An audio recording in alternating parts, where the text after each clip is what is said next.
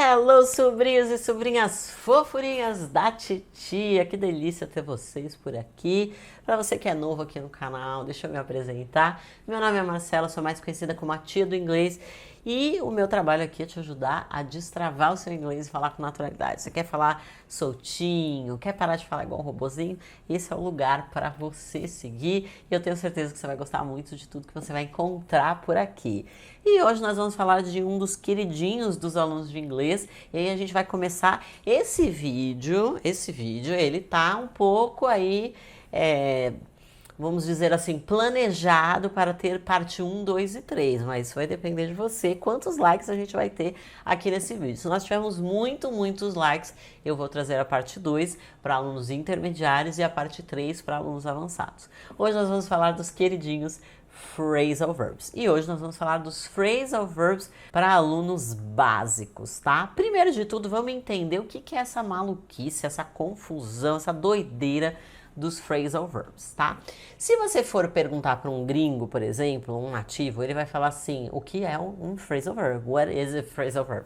É tão arraigado, é tão comum para eles os phrasal verbs, tão normal, que eles não entendem que isso é algo que precisa ser estudado por nós, tá? Assim como quando um gringo vai aprender português e ele precisa aprender as conjugações verbais e cada pessoa tem uma conjugação diferente, isso para ele é uma grande loucura, para eles também é uma coisa tão do dia a dia os phrasal verbs que eles não entendem que isso é algo bastante desafiador pra gente. E talvez se você perguntar para um gringo, ele não vai nem saber o que é. Mas é importante você saber que os phrasal verbs, eles são, na verdade, uma junção, tá? Uma coisa meio maluca aí, de um verbo com uma preposição. Então, toda vez que eu tenho um verbo, logo depois eu tenho uma preposição, eu geralmente vou ter uma formação de um phrasal verb. E qual que é o grande problema, vamos dizer assim, dos phrasal verbs? Por que ele cria tantos desafios para o aluno de inglês? Porque dependendo da preposição que você coloca do lado desse verbo, ele muda de significado. Que sacanagem, né? E não tem aquele negócio assim que você vai falar, nossa, mas toda vez que você põe a preposição up, toda vez que você põe a preposição with, toda vez que você põe a preposição out, ele muda para X. Não, ele não tem uma lógica. Então, ele é como se fosse uma grande lista de vocabulário que no fim das contas você tem que memorizar. Mas não adianta você querer aprender todos de uma vez, porque são muitos. É uma quantidade quase infinita, porque pensa, todos os verbos que tem, combinados com todas as preposições que tem. Nossa, se a gente fosse multiplicar matematicamente, eu não saberia te dizer quantos tem, mas tem muitos, tá? Mais de 1.000, mais de 2.000, eu acredito que deve ser perto de uns 5.000, para vocês terem uma ideia. Então, o que a gente precisa fazer? Primeiro de tudo, calma, não criemos pânico, como diria o querido Chapolin. Não adianta você querer aprender todos de uma vez. Você não vai aprender todos de uma vez e tá tudo bem, tá tudo certo. Lembra que para o seu cérebro, menos é mais. Então, você vai aprendendo aos poucos, principalmente os mais usados. Então, essa lista que eu trouxe para você, tanto as listas dos próximos vídeos, os intermediários, os phrasal verbs para os intermediários e os phrasal verbs para os advanced students, eles são usados com bastante frequência. Então, o mais importante é você aprender os que são usados com muita frequência. Isso é o que mais vai fazer diferença para você, tá? Então, às vezes vai ter um phrasal verb que ele não é tão usado no dia a dia, ou que ele pode ser substituído por outro. Então, você realmente não precisa saber todos para você conseguir usá-los. Mas saiba que os nativos usam demais os phrasal verbs, então é importante que você saiba eles sim. Primeiro de tudo, você já deve ter visto aí o verbo look, tá? Então, é o nosso primeiro verbo de hoje. Quando a gente coloca a preposição at, ele significa look at, olhar para alguém, olhar para alguma coisa. E muita gente confunde esse com um outro phrasal verb que eu já vou falar para vocês, tá? Então, por exemplo, olha para mim, look at me. Deixa eu dar uma olhada no seu passaporte. Let me look at your passport. Olha para a janela, look at the window. Então, é assim que a gente vai usar o verbo look no sentido de olhar. Porém, muita gente acaba confundindo e acaba usando look for no sentido de olhar para, porque for também significa para quando a gente traduz. Porém, quando você coloca a preposição for no verbo look, ele muda de significado e ele não significa mais olhar. Olha que sacanagem, ele vai mudar. Lembra que eu falei que o phrasal verb muda completamente o significado? Look for significa procurar. So, are you looking for me? Você tá me procurando?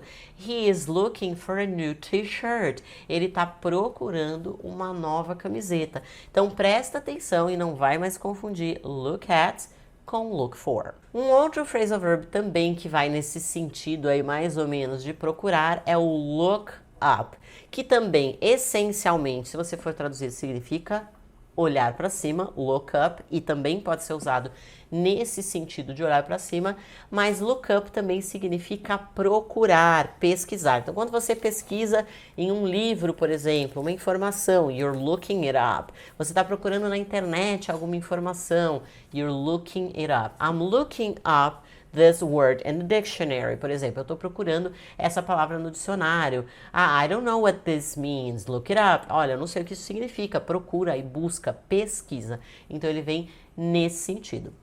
E temos mais um aqui que também é com look, que é muito usado, que é o nosso quarto phrasal verb de hoje, que é o look into. To look into significa analisar, olhar para alguma coisa com mais profundidade. Então, I'm gonna look into the numbers and get back to you. Olha, eu vou analisar os números e eu retorno com você e eu volto para te dar um feedback, ok? O nosso quinto phrasal verb de hoje é o get up. Get up, que significa levantar. E muita gente acaba confundindo ele um pouquinho com o verbo wake up, que também é um phrasal verb, e aí vai de bônus para você, mas existe uma diferença essencial entre os dois. Get up significa levantar, então eu posso estar sentada e me levantar. Get up, tá? Mas eu não necessariamente, quando eu wake up, que significa acordar, no sentido de abrir os olhos, despertar pela manhã, nem sempre eu get up. Você pode wake up e ficar na cama, tá? Então são diferentes nesse sentido. Get up significa levantar. E você pode não só levantar da cama, mas levantar também do sofá. Get up, stand up for your rights. Provavelmente você já deve ter escutado essa música e esse é o nosso próximo phrasal verb, que é o verbo stand up, que significa ficar de pé. To stand up. So, I was standing up in line for a long time. Nossa, eu fiquei de pé na fila por muito tempo. A palavra line significa fila. E o nosso próximo phrasal verb é o verbo sit down. Sit down, que significa sentar. Só que se a gente for olhar, fazer uma pesquisa aí, sit down significa sentar para baixo. Olha que loucura, mas não é bem assim tão maluco, porque geralmente quando a gente faz o movimento sentar, é um movimento para baixo. Mas existe também o verbo sit up em inglês, que na verdade é quando você está deitado e você se senta. Então, quando a gente vai fazer abdominais, por exemplo, we're going to do sit-ups. Por isso que o phrasal verb é sit down, que significa sentar-se. Depois o nosso oitavo phrasal verb é muito comum, mas cuidado, por favor, não saia usando por aí não, que pode ser bastante mal educado. É o nosso shut up. Ou shut up. Shut up significa calar a boca. Então, cale a boca. Se você fala isso desse jeito com alguém, realmente você pode parecer uma pessoa muito mal educada. Mas uma coisa interessante sobre esse phrasal verb é que você também pode usar ele para expressar surpresa. Então, quando alguém te conta uma coisa que você não estava esperando, você fala shut up.